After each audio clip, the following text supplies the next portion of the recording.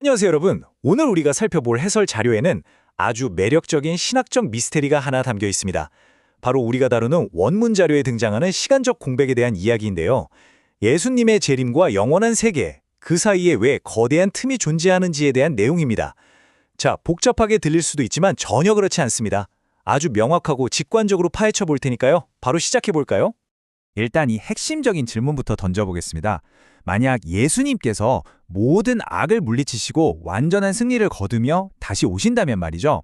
왜 곧바로 그 완벽하고 영원한 새 하늘과 새 땅으로 들어가지 않으시는 걸까요?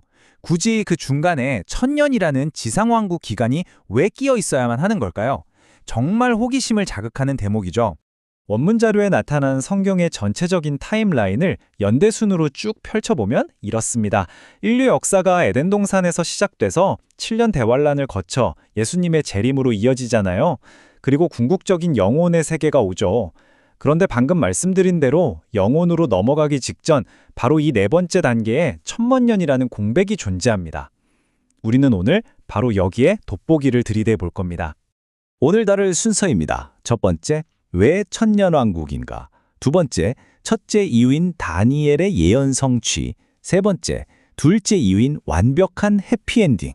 네 번째, 셋째 이유인 창조 세계의 완전한 회복. 그리고 마지막 다섯 번째, 이것이 상징인지 실제인지 다뤄보겠습니다. 자료가 제시하는 이 흥미로운 단서들을 순서대로 하나씩 풀어볼게요. 먼저 첫 번째 주제입니다. 왜 천년왕국인가? 이 특정한 천년의 시대가 성경의 거대한 스토리라인에서 왜 그토록 중요한지 그 전체적인 그림부터 그려보겠습니다. 여기서 자료가 던지는 정말 흥미로운 관점이 하나 있습니다. 천년왕국을 단순한 지연이나 뭐랄까 의미 없는 시간 낭비로 보지 않는다는 거예요. 오히려 다사다난했던 인류 역사를 영원의 시간으로 넘겨주기 전에 아주 깔끔하고 완벽하게 매듭짓기 위해 절대적으로 필요한 필수 징검다리로 보고 있다는 겁니다. 두 번째 순서, 첫째 이유인 다니엘의 예언 성취입니다. 원문 자료는 구약시대의 특정 예언들이 이 땅에 세워질 실제적인 왕국을 논리적으로 그리고 법적으로 반드시 요구하고 있다고 설명하는데요. 텍스트는 다니엘서에 기록된 아주 오래된 환상을 직접적으로 가리킵니다. 이건 예수님의 재림과 함께 세워질 구체적인 지상 왕국에 대한 변경할 수 없는 예언인데요. 인자 같은 이가 하늘 구름을 타고 와서 그에게 권세와 영광과 나라를 준다고 명시되어 있죠. 이게 추상적인 개념이 아닙니다. 만질 수 있는 실제적인 권세와 나라예요. 이 단어들의 무게감이 확 느껴지지 않으시나요? 이어서 나오는 구절을 보면 자료의 핵심 주장이 더 명확해집니다. 이 권세가 저 멀리 하늘에서만 이루어지는 게 아니라 온 천하 나라들의 위세, 즉 물리적인 이 땅의 통치권이 거룩한 백성들에게 물리적으로 고스란히 양도되어야만 한다는 거죠. 그러니까 결정적인 포인트는 이겁니다. 만약 예수님이 재림하신 직후에 지금의 지구 역사를 바로 끝내버리고 영원한 세계로 넘어가 버린다면 이 세상을 다스리게 될 것이라는 다니엘의 이 구체적인 예언은 허공으로 공중분해돼 버리는 겁니다. 영원히 미완성으로 남게 되는 거죠. 그렇기 때문에 이 예언이 문자 그대로 물리적으로 성취되려면 이 땅에서의 실제적인 통치 기간이 무조건 필요하다는 논리입니다. 세 번째 순서, 둘째 이유인 완벽한 해피엔딩입니다. 이 두 번째 이유는 천년왕국을 우리 행성의 역사상 가장 궁극적인 해피엔딩으로 규정하고 있어요. 우리 한번 상상해 볼까요? 인류의 역사가 그 아름답고 완벽했던 에덴 동산에서 시작되었잖아요. 그런데 그 끝이 악이 기승을 부리는 7년 대환란의 끔찍한 비극으로 그냥 끝나버린다면요. 엄청난 제작비가 들어간 블록버스터 영화가 한참 주인공이 고통받다가 갑자기 화면이 툭 꺼져버리는 거랑 다를 게 없죠. 창조주의 스케일로 볼 때 너무 허무하지 않습니까? 그래서 자료는 하나님께서 이 지구의 역사를 천년왕국이라는 엄청난 걸작으로 직접 마무리하신다고 설명합니다. 원문이 제시하는 극명한 대비를 보면 진짜 흥미롭습니다.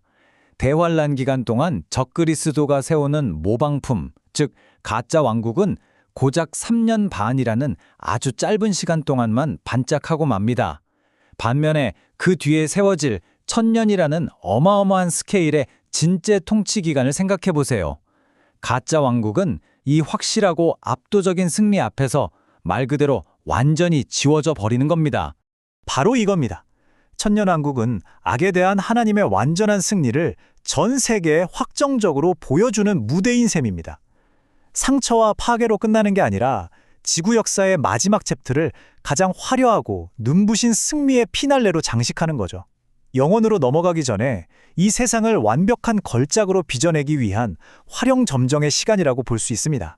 네 번째 순서, 셋째 이유인 창조 세계의 완전한 회복입니다. 이 내용이 어떻게 세 번째 이유로 확장되는지 볼까요?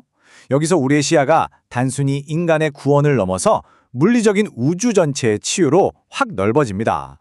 개인적으로 이 부분이 정말 놀라웠는데요. 자료에 등장하는 언어학적 분석이 기가 막힙니다. 마가복음 16장 15절에 만민에게 복음을 전파하라는 유명한 말씀이 있잖아요. 여기서 사용된 헬라어 크트시스의 진짜 뜻을 파헤쳐보면 이게 사람만을 의미하는 게 아닙니다. 진짜 의미는 모든 피조물이에요. 즉, 복음이 가진 회복의 능력이 사람을 넘어서 우주의 모든 물리적 창조물 전체를 치유하도록 의도되었다는 겁니다. 대단하지 않나요? 사실 아담의 타락 때문에 지구와 동물들, 온 우주가 덩달아 부패의 저주를 받았잖아요. 로마서나 골로새서 같은 텍스트를 보면 이 만물들도 지금 부패의 굴레에서 벗어나고 싶어서 탄식하고 신음하고 있다고 합니다. 그러니까 이 병든 땅과 대자연이 원래의 완벽했던 에덴 동산의 모습으로 다시 돌아가기 위해서는 그걸 온전히 회복할 특정한 시대가 반드시 마련되어야 한다는 뜻이죠. 정리를 해보자면 완전히 새로운 차원의 세계인 영원한 새하늘과 새 땅이 창조되기 전에 이 천년 왕국은 현재의 물리적인 창조 세계를 구석구석 치유하는 거대한 인큐베이터 효과를 하는 겁니다. 망가졌던 자연과 생태계가 스스로를 완전히 치유하고 원래의 완벽함을 되찾을 수 있는 절대적인 물리적 시간이 필요했다는 아주 놀랍고도 매력적인 통찰이죠. 다섯 번째 순서, 상징인가 실제인가입니다. 이제 이 원문 자료가 다루는 아주 중요한 신학적 논쟁을 하나 짚고 넘어가야겠습니다.